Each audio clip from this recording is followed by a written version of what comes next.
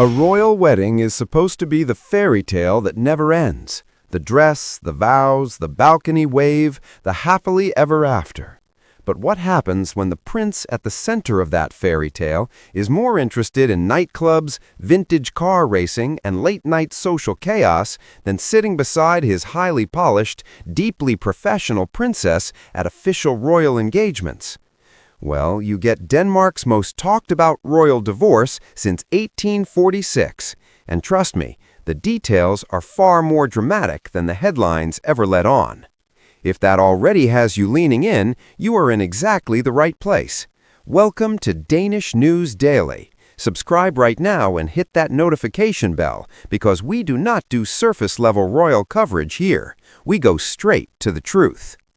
Greetings and welcome back, Royal Watchers. Today we are pulling back the curtain on one of the most fascinating and quietly scandalous chapters in Danish royal history, the breakdown of Prince Joachim's marriage to his first wife, Alexandra Manly. This is a story about two people who were fundamentally, almost comically mismatched. One was a hard-working, fiercely professional royal who took every duty seriously. The other was being called the party prince by tabloids across Europe.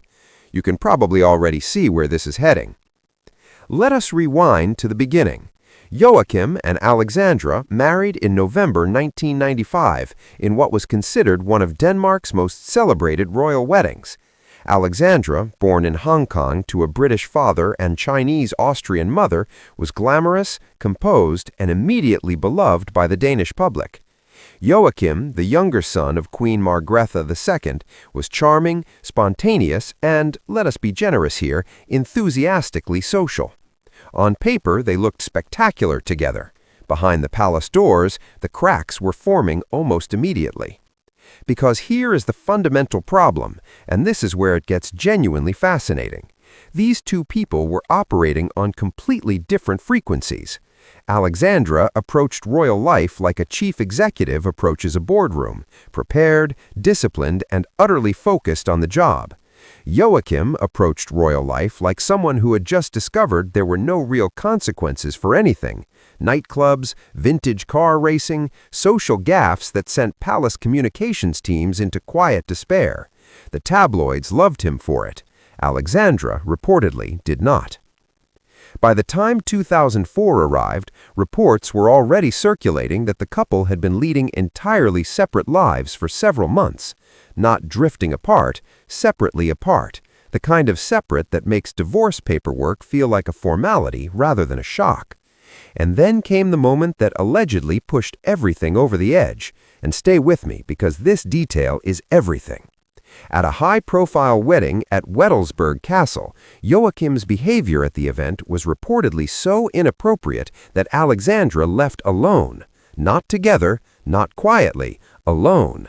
And according to media reports at the time, it was in the aftermath of that evening that Alexandra made her decision and initiated divorce proceedings. One bad night at somebody else's wedding, the final straw at someone else's celebration. If that is not the most dramatic possible ending to a royal marriage, nothing is.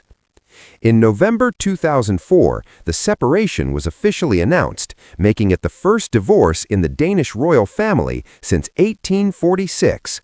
150 years of unbroken royal marriages, ended by a man who could not stay out of the tabloids long enough to save his own. In more recent years, Joachim himself has reflected on the divorce as inevitable and necessary, describing it as a period when he felt a profound sense of solitude, a rare moment of vulnerability from a man more often photographed behind a steering wheel than behind a microphone. And remarkably, despite everything, the two have maintained a genuinely cordial relationship to co-parent their sons, Count Nikolai and Count Felix. Whatever went wrong between them privately, they got that part right. The party prince and the professional princess, spectacular on a balcony, completely incompatible everywhere else. Denmark's royal family has never quite had another story like it. Thank you for watching. It means the world. See you in the next one.